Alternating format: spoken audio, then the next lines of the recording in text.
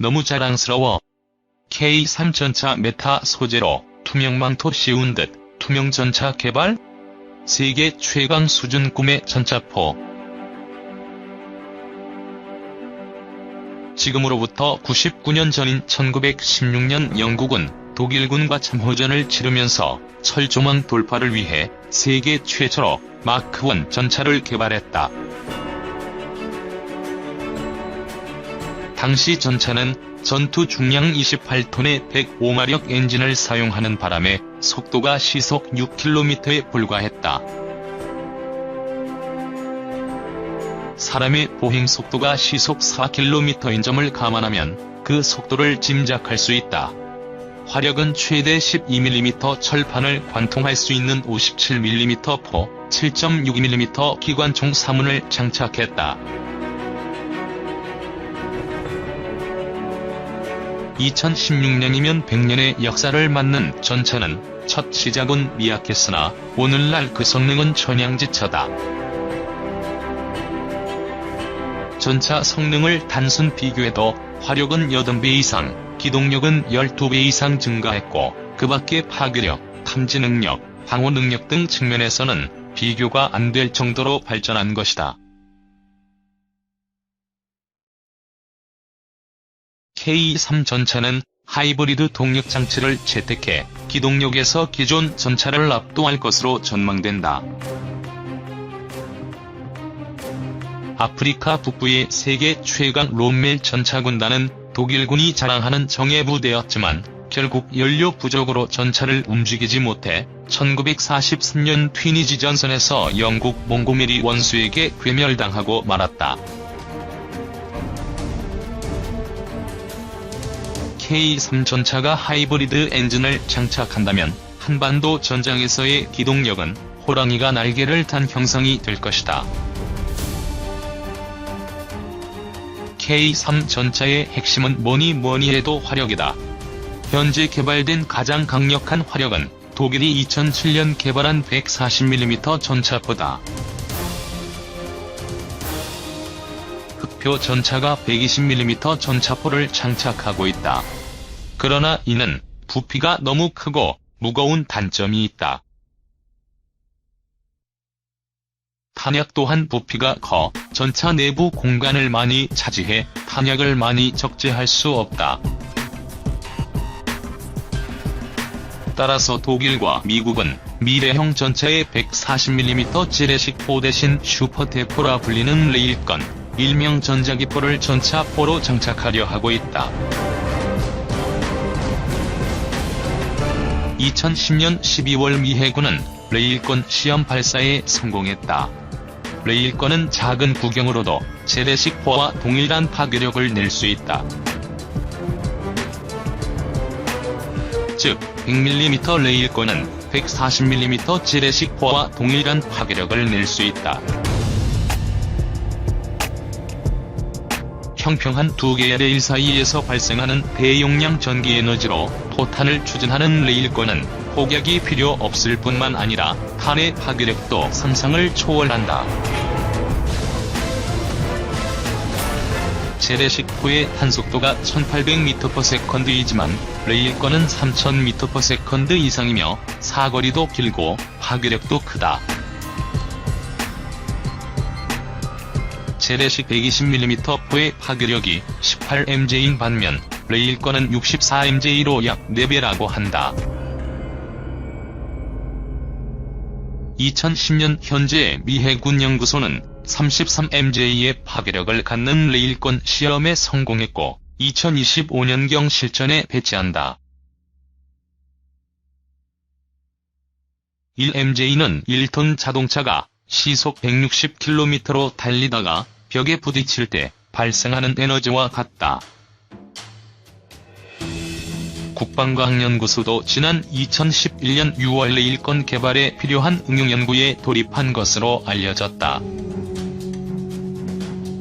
K3 전차는 전자기 장갑, 다층구조 특수장갑을 기념상 채택해 방호력 면에서 승무원의 생존성을 크게 높일 수 있을 것으로 보인다. ADD는 미국이 2007년부터 강철보다 강하면서 플라스틱만큼 가벼운 소재를 개발하고 있다는 사실에 주목하고 이 소재를 K3 개발에 적용 여부를 검토하고 있는 것으로 알려졌다. 이 소재가 개발될 경우 미국이 궁극적으로 추구하는 전차의 중량 30톤 미만을 달성할 것으로 보인다. 현재 미국의 M1A2 전차 중량은 60톤, 티타늄을 사용해 2009년 개발된 러시아의 T-95 전차도 중량이 53톤이나 된다. 전차의 중량이 가벼우면 고속 주행이 가능하므로 전투 지역에서 승용차만큼 빨리 달릴 수 있다고 한다.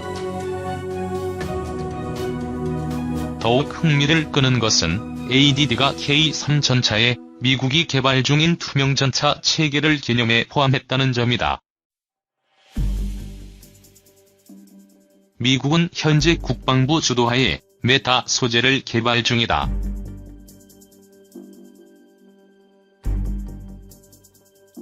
메타 소재는 해리포터의 투명망토처럼 빛이 물체에서 반사되지 않고 반대편으로 나간다. 우리 눈은 물체로부터 반사되는 가시광선을 통해 대상 물체의 형태와 색깔을 통해 물체를 볼 수 있다.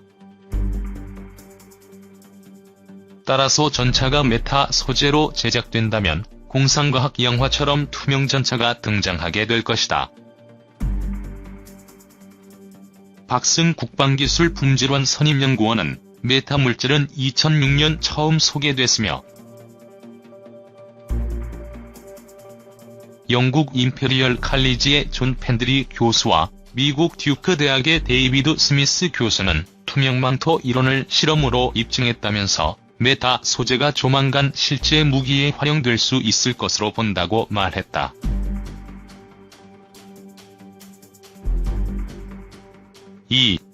G20 오사카 회의 때 한일 정상회담 안 열릴 듯.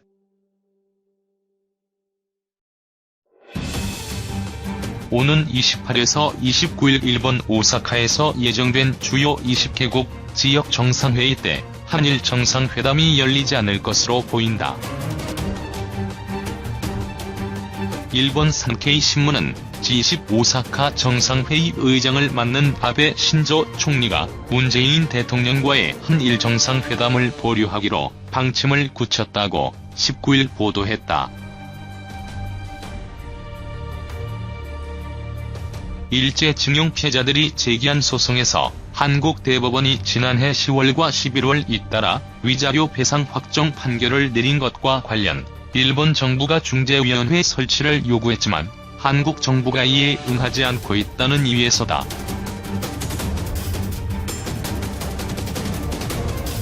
일본 정부는 1965년 체결된 한일 청구권 경제협력협정에 따라 일본 강점기에 야기된 문제에 대한 양국 간 청구권이 모두 해결됐다고 주장하면서 판결 수용을 거부하고 있다.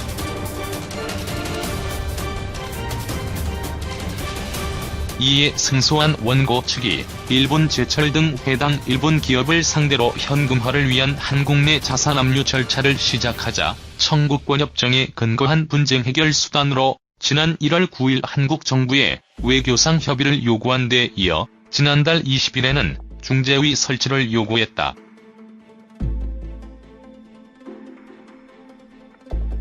그러나 한국 정부는 사법부 판결에 행정부가 개입할 수 없다는 점 등을 들어 중재위 설치 요구에 대한 답변 시한인 전날까지 일본 측 요구에 응하지 않았다.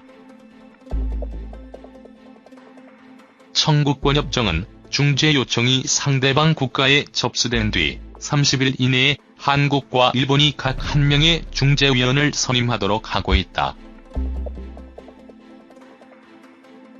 이와 관련 산케이는 한국 측에서 관계 개선을 위한 구체적인 움직임이 보이지 않는 상황에서 아베 총리가 문재인 대통령과 결실을 볼 수 있는 회담을 할 수 없다고 판단했다고 전했다.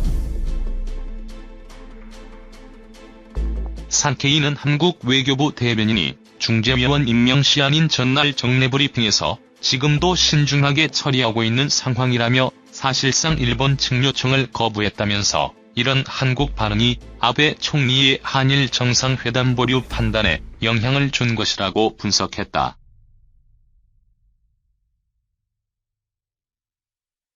김인철 외교부 대변인은 전날 정례 브리핑에서 중재위 구성과 관련한 한국 정부 입장을 묻는 말에 대법원 판결을 존중한다는 기본 입장 하에서 피해자 고통과 상처의 실질적 치유, 그리고 미래지향적 한일관계 구축 필요성 등을 고려해 사안을 신중하게 다뤄오고 있다고 말했다.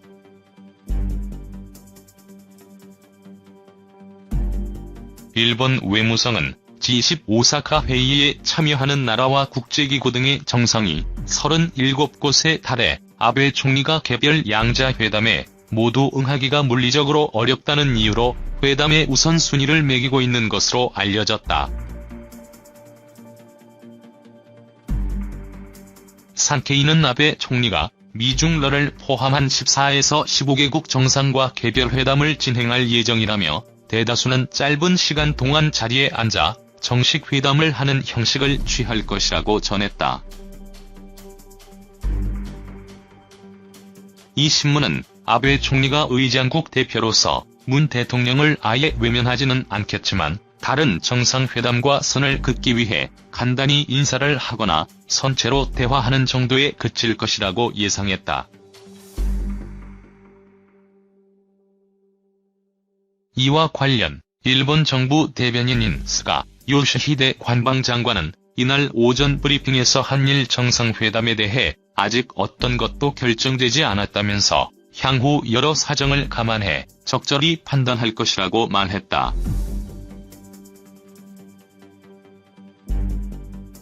한편 일본 정부는 두 당사국이 직접 중재위원을 임명하는 시한이 지났지만 제3국의 위원 인선을 위임하는 형태로 일정 기간 계속해서 중재위 구성을 요구한 뒤 궁극적으로 국제사법재판소에 제소하는 방향으로 가닥을 잡은 것으로 알려졌다.